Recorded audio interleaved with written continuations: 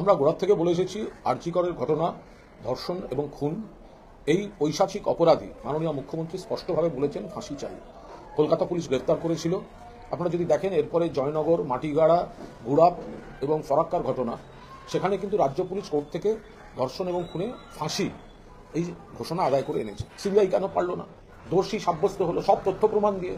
যে ধারায় দোষী সাব্যস্ত হয়েছে সেই ধারায় সর্বোচ্চ সাজা হচ্ছে প্রাণদণ্ড। তাহলে সিবিআই দোষী সাব্যস্ত অব্দি সেই ধারায় ঠিকঠাক হলো, কোন আর্গুমেন্টে, কোন খামতিতে ফাঁসির সাজা হলো না? রাজ্য সরকার সঠিকভাবে, মমতা বন্দ্যোপাধ্যায়ের সিদ্ধান্ত যে ধর্ষণ এবং খুন পৈশাচিক ঘটনা সর্বোচ্চ শাস্তি হওয়া উচিত, যেটা ফাঁসি, সেটাই হওয়া উচিত, এবং সেই জন্য রাজ্য সরকার হাইকোর্টে গিয়েছেন, চাপে পড়ে সিবিআইও গিয়েছে।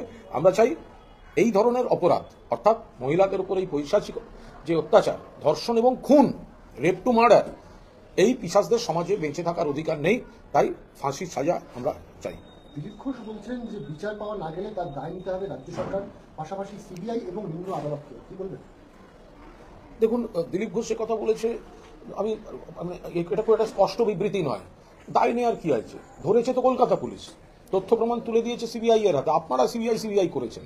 সব থেকে বড় কথা, আসল পয়েন্টটা হচ্ছে তথ্য প্রমাণে কোনো ঘাটতি নেই। তার কারণ দোষী সাব্যস্ত করা হয়েছে তথ্য প্রমাণের ভিত্তিতেই, এবং ওই তিনটি ধারাতেই দোষী সাব্যস্ত করেছেন মাননীয় বিচারক।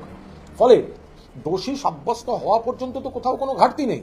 তাহলে দোষী সাব্যস্ত হলো তথ্য প্রমাণের ভিত্তিতে, দোষী সাব্যস্ত হলো যে তিনটে ধারায়, তারই সর্বোচ্চ সাজা হচ্ছে ফাঁসি। এই ফাঁসিটা কেন সিবিআই আদায় করে আনতে পারলো না? পাশাপাশি মাটিগাড়া, জয়নগর, ফরাক্কা, গুড়াপে কেন রাজ্য পুলিশ মৃত্যুদণ্ড আদায় করে আনতে পারলো?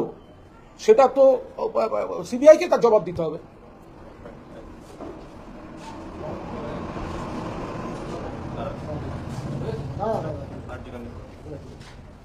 অভয়ার মা বাবা বলছেন তারা আগামীকাল আদালতে থাকবেন, তাদের আইনজীবীও থাকে, কিন্তু তারা এই মুহূর্তে যেটা চাইছেন, সুপ্রিম কোর্ট আগে বুধবার শুনানি রয়েছে এবং তাদের বক্তব্য যে তাদের তোলা 50টি প্রশ্নেরও এখন পর্যন্ত তারা উত্তর পাননি। এই উত্তর তারা চাইবেন আদালতে। দেখুন, এই কথাগুলো একটা উদ্দেশ্য প্রণোদিত অসংলগ্ন বিবৃতিতে পরিণত হচ্ছে। অভয়ার বাবা মার প্রতি আমাদের পূর্ণ সম্মান, সহমর্মিতা, শ্রদ্ধা রয়েছে, কিন্তু একের পর এক কখনো এই কথা বলছেন, কখনো সিবিআই চাই বলছেন, কখনো বলছেন সিবিআই চাই না, কখনো বলছেন সিবিআই মানি না। এটা হচ্ছেটা কি?